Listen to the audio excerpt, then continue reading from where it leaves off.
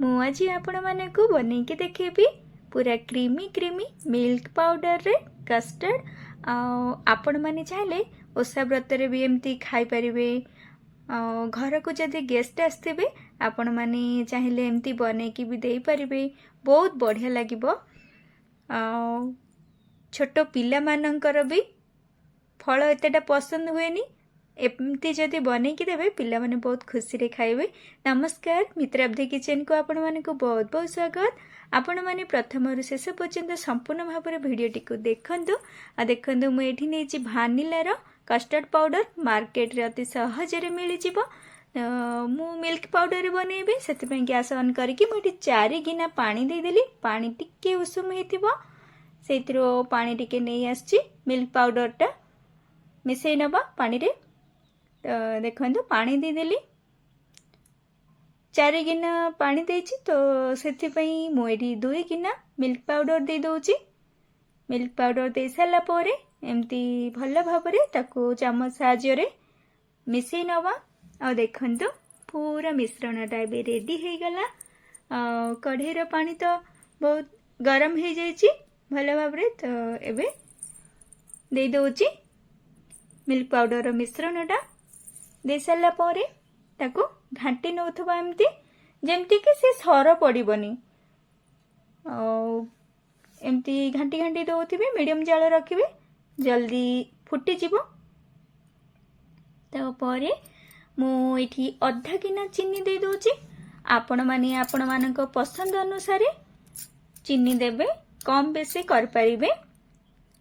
त देखंतु चीनी दे साला परे पुणी घाटी नउछि। एमती घाटी देवा द्वारा जल्दी चीनीटा मिले जीवो भल भाबरे। देखंतु क्षीरटा भल भाबरे फुटी गलानी।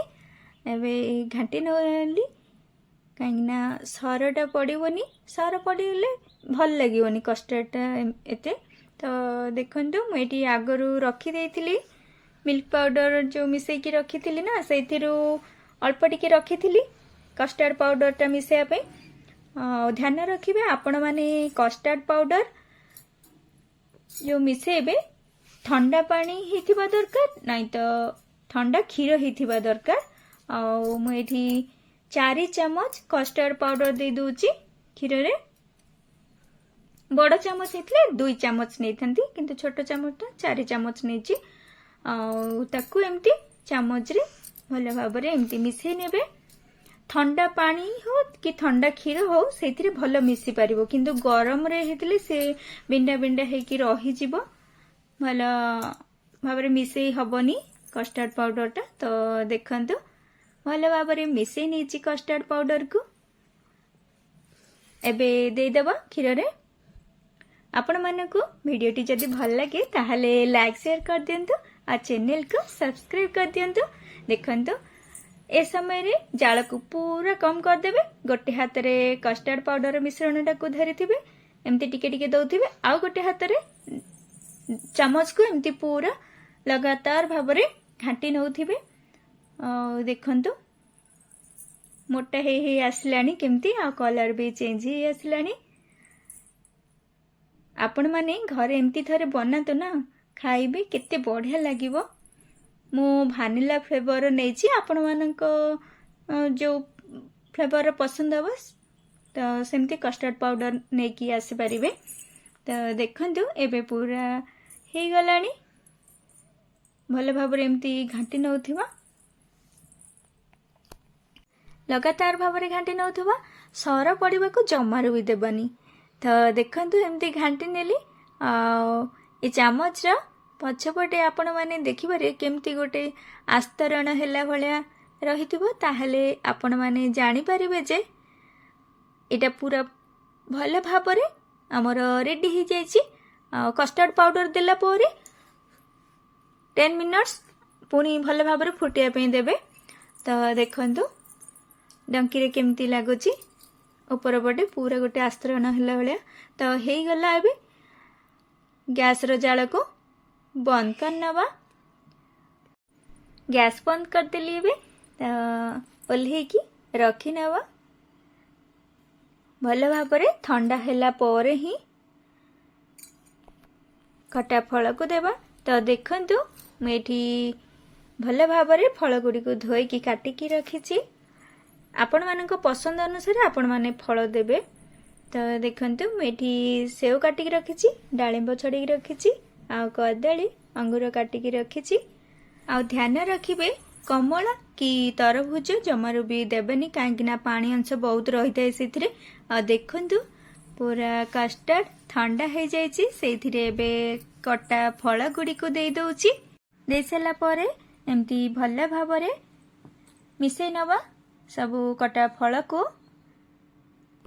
ମୁଁ ଭାନିଲା ଫ୍ଲେଭରର କଷ୍ଟାର୍ଡ ପାଉଡର ବ୍ୟବହାର କରିଛି, ତ ସେଥିପାଇଁ ଅଳେଇଚ ପାଉଡର ଦେଇନି। ଆପଣମାନେ ଚାହିଁଲେ ଦେଇପାରିବେ।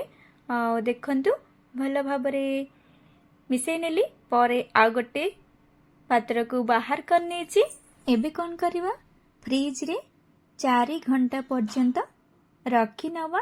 ତ ଗୋଟେ ପ୍ଲେଟ୍ ଢାଙ୍କିକି ରଖି ନେଉଛି, ତାପରେ ଫ୍ରିଜରେ ରଖିନେବା। ଆଉ ଦେଖନ୍ତୁ ଫ୍ରିଜରେ ରଖିନେଲି, ପୁରା 4 ଘଣ୍ଟା ପରେ ହିଁ ବାହାର କରିବା। ଦେଖନ୍ତୁ ଏବେ ଫ୍ରିଜରୁ ବାହାର କରି ନେଇ ଆସିଛି।